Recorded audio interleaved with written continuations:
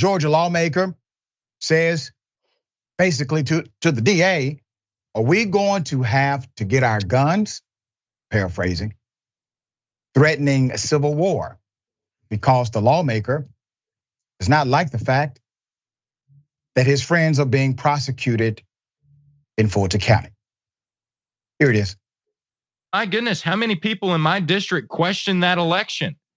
I mean, and now that we've got 19 people who are facing the rest of their life in prison because they spoke out against an election.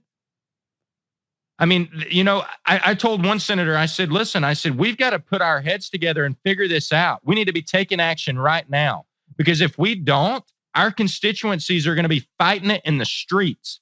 Do you want a civil war? I don't want a civil war. I don't want to have to draw my rifle.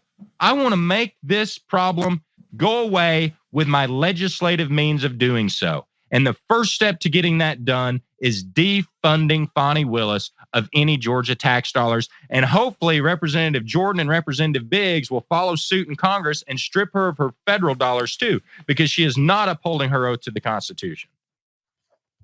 I mean, when white bigoted people say defund the police, they go all in. They're talking about all avenues to the DA's office, who has to investigate crime, including the ones not related to Donald Trump. Well, this particular lawmaker put him up full mast.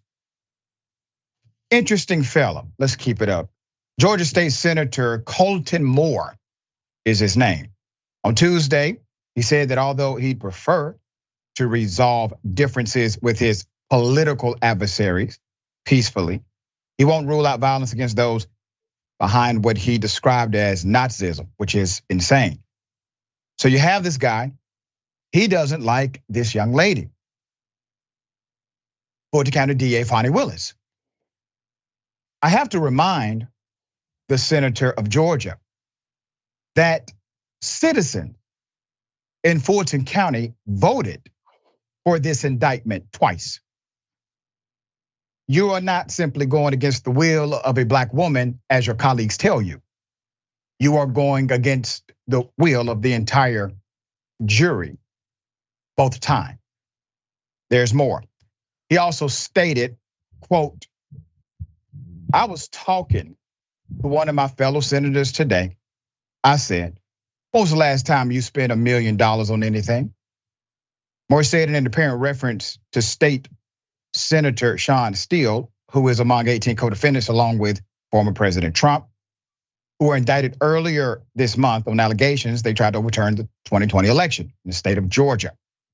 I was like, we got a fellow senator going to spend $1 million in defense of himself, but it's just like Nazi Germany. I mean, they want to call us the Nazis and their actions are Nazism.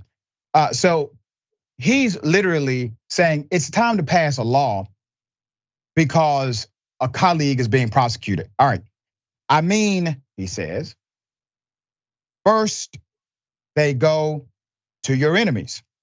Moore added an apparent reference to the poem First They Came. And you don't say anything because they're your enemies, and that's exactly where the governor is right now. He looks at Donald Trump as an enemy, so he's like, I'm not gonna say anything, right? Okay, so now he joins a list of individuals who hold this same ideology who are currently elected officials, such as Marjorie Taylor Greene in the state of Georgia, Matt Gaetz in the state of Florida. Multiple Republicans have done this, where they have not only toyed with the idea of civil war, they have proclaimed that it is next if they don't get their legislative way. Senator, you had to work with a body, a legislative body, to get things done. What goes through your mind when you hear someone in a legislature say something like this? Well, Doc, certainly absolute power corrupts, absolutely. I mean, they want to claim that the prosecutor is abusing her authority. They are not only trying to abuse their authority, willing to try to pass legislation on top of wanting the feds to pass legislation as well, but threatening all out violence it really is. It shakes me to even have to call this man a senator, but nevertheless, he was duly elected too, and that should say a lot, or that says a lot about the types of people who put him into office. But these folks really do believe that they are above the law, and they are comporting themselves that way. I mean, if I closed my eyes, Doc, and didn't know that we were in the 21st century, I would swear we were back in the 19th and 20th century.